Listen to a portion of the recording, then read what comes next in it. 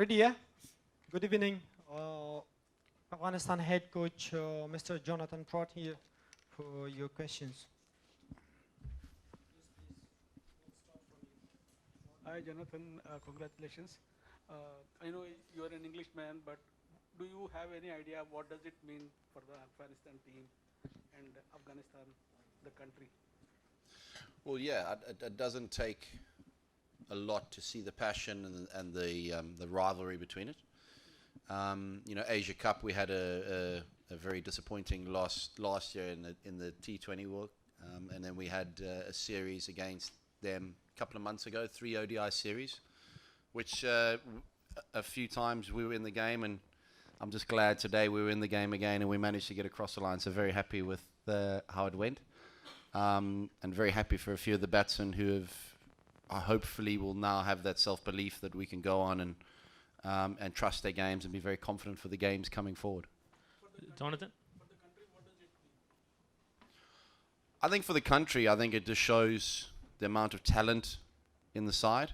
For the country, again, as when we were fortunate enough to beat England, it inspires another generation of players to pick up a cricket bat and a cricket ball, work on their fielding and their fitness. We see that the likes of the guys very fit today, and fielding for 50 overs, and then Ibrahim batting for 35, close to 40 overs, is a great credit to him. Jonathan, congrats on the win. There's a perception that Afghanistan defend well and that there's a chance of them batting first and then putting out a score and then defending. But here, chasing 282 in such a fashion, what was the talk going on in the dressing room when you started saying, okay, 282?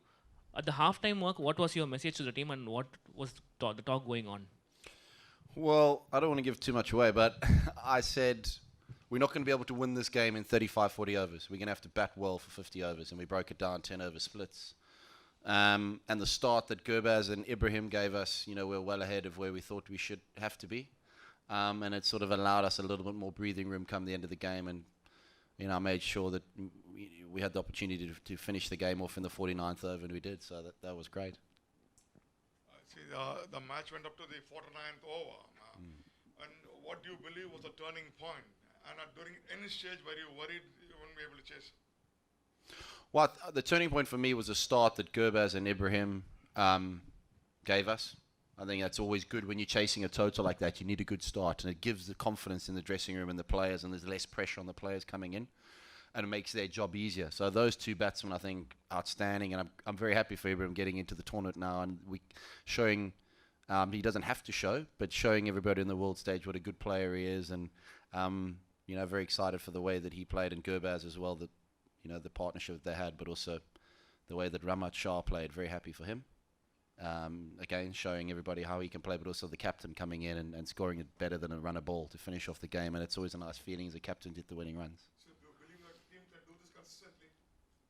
Well, it's yet to see. We need to be more consistent in the things that we do. We know the areas we need to work on, and those things that will help us have evenings like this and be more consistent and beat, the big teams. But beat, every game that we go into this World Cup, we got a chance of winning it. We've seen that today. We saw it a week ago. Very happy, and just let this sink in. And it's always nice to get on a flight to Pune tomorrow with the win under our belt. Yeah, Jonathan, you spoke about the rivalry that exists between Afghanistan and Pakistan, and with 282 on board, how hard was it to keep the emotions in check among the batsmen, because they were going like great guns, they were like playing with risk-free shots and everything? Was it like struggle to keep their emotions in check? I thought the players in the middle, their emotions were outstanding. I think to have a historic win like this as well for the players, you could easily get a little bit ahead of yourself or get a bit nervous or panicky. I thought the way that Ramat Shah, the way that he played, there's still a few singles he could have maybe taken to take the pressure off himself, but the shot that he played there to hit a straight six sort of broke the back of the game, and the way that the captain played as well, took the pressure off the change room. So great feeling.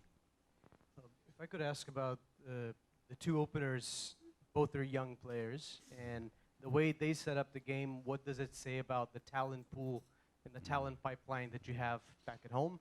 And secondly, about the Chennai crowd. I know you had great support in Delhi during that victory, but this was a different crowd that was supporting both sides and supporting the game. How did that help in creating the exciting game that you had? Well, your first question, I think the two opening batters that we have are very, very, exceptionally talented young players, and the sky's the limit for both of them in different ways. They're different types of players, and my message to them is just, keep growing your own game and play your own way. Have a look at what the team needs you to do and try and play accordingly within your own game plan. And we saw that tonight. We saw how well they can play and how much pressure they can put on opposition bowlers, world-class bowlers as well.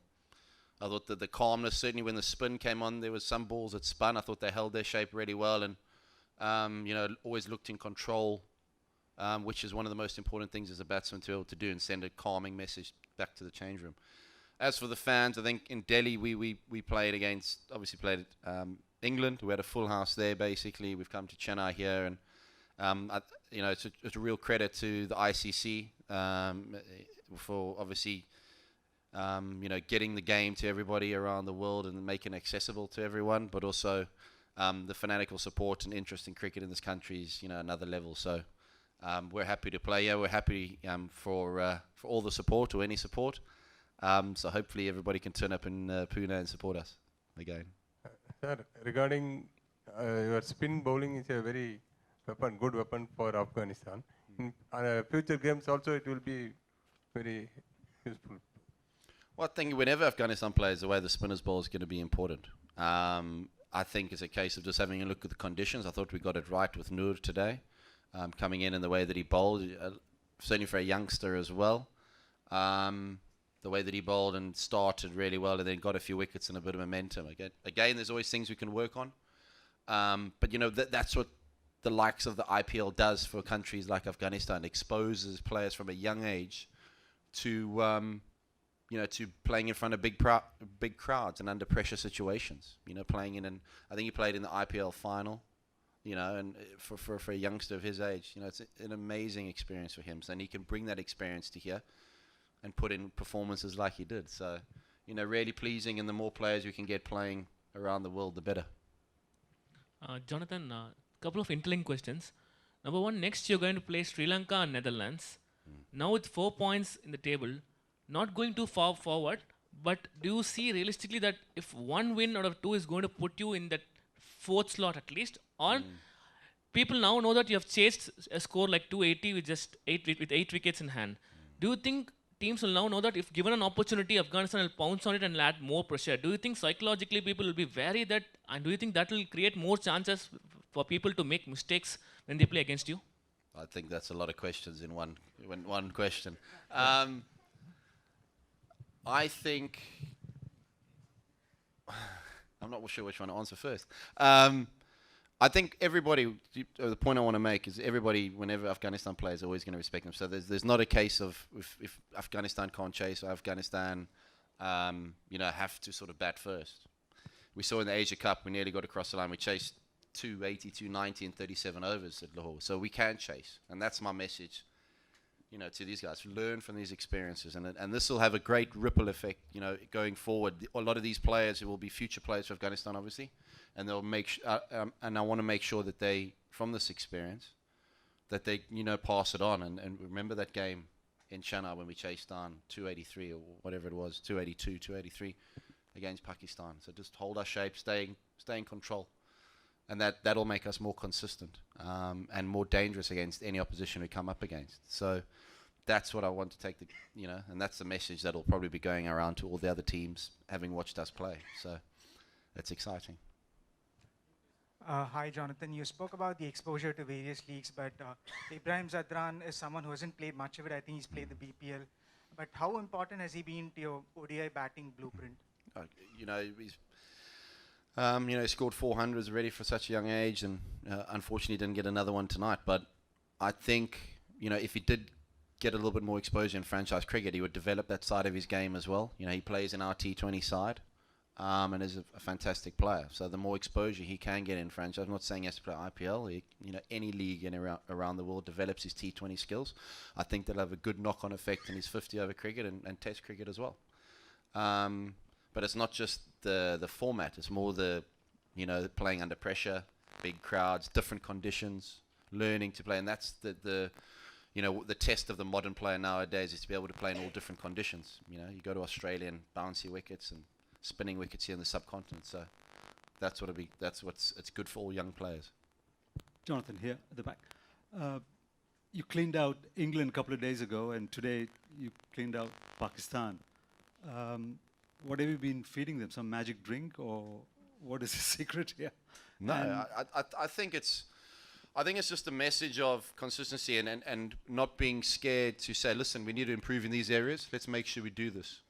And I'm under no illusion that there are areas that need improving, like any side, though. So if we improve at those slowly, I think our all-round package improves, and you'll be able to handle the pressure like we've done tonight. So I'm always looking forward to I'm looking forward. I'm already sort of thinking about plans for Sri Lanka, but it's again, for me as a coach, it's fantastic to be able to sit here, but the players deserve a lot of the credit. It's not what I'm feeding them; it's what they're feeding themselves in practice and the way that they think about their game and the professionalism that's building. The one thing I would say, they're very, for a side, they're very fit. They work incredibly hard at their fitness. And then the gym, they're not doing beach weights. They're doing proper fitness work. And we saw that today, with Ramat being able to field for 50 overs and then bat for the amount of time that he did in that heat. So it's a real credit to the players. if I could just add one more, is the adrenaline rush of playing Pakistan, how much did that play a role in? Well, I think as a coach or as a player, you need to use that in a positive way and make sure it doesn't affect the way that we think and cloud our mind. And we should use it as a positive and help it and let it help us narrow our focus on what we want to do. So that's the most important thing, and I think we saw that today. I'm just the one thing I'm extremely happy about, the way that the calmness we had when we were knocking off. A lot of the time we'd try and maybe panic and hit boundaries. I think the way that we hit singles and remain calm, progress. You can start seeing a little bit of progress, and that's very rewarding for me as a coach, but all the other coaches, but also as players. That has a very calming effect on all the other players. Congratulations on the win, of course. 38 overs of spin, that's the fourth highest spin used in the World Cup. The three previous sides that used that much spin have lost. This is the first time 38 overs have won the game, and 4 quality spinners. What was the message for spinners, and how important was inclusion of Noor in today's sense, and how they've worked as a package? Well, yeah, I think when you've got the options like we do in the spin department, it's foolish not to use them. Certainly when looking at that pitch today. So we've got that at our disposal, and we've got to make sure we don't overdo it a little bit. But the way Noor came in was great, and I thought the way that he bowled, there's only the sky's the limit for him. He would have been nervous. There's maybe a bit of room and consistency. Make sure he works on that. But as soon as he got that length right, he spins the ball so much. You take the mitt to him, he's standing up when he's practicing, you hear that ball fizzing. So it's a real talent for such a young lad to be able to get that many revs on the ball and spin it the amount he does. That's what I always say to him, just keep spinning it as much as you can. So they're really happy for him. Well, yeah. Well, the thing is that they, world famous, world renowned. Opposition are always going to look at them and see how they can attack him, and it's, they're always working in. One thing I would say at practice, I see the 3 of them bowling in a net together, or the 4 of them bowling in a net. They're always working hard together and how they can improve, and not just very reliant on Rashid. I know Rashid maybe gets a lot of the credit, but the way that I thought Nabi bowled, I think he bowled 10 overs for 31 today.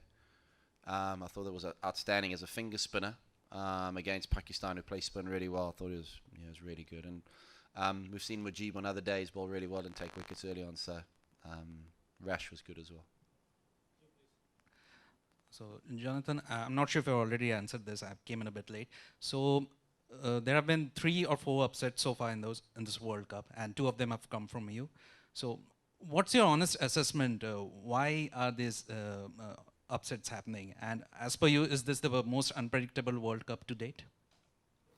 I think, I'm not sure I'd say upset, if I'm honest. I think if we say an upset, I think it's a disservice to the guys in the change room. I think maybe you'd say, you know, when we go into a side, you say underdogs or whatever, but it's not an upset. We played well. These guys work hard and they deserve to win if we play good cricket. And that, for me, I think we've just got to make sure we keep playing good cricket and not get too far ahead of ourselves. As for unpredictable World Cup, I'm not sure. I think there have been lots of World Cups where teams have lost and then gained form at the end of the World Cup and got through and won.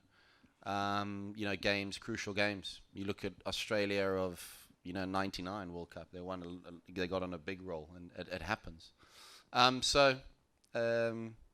You know, England last World Cup as well. They lost 2 games and then got on a bit of a roll. So it happens, and hopefully this is our role.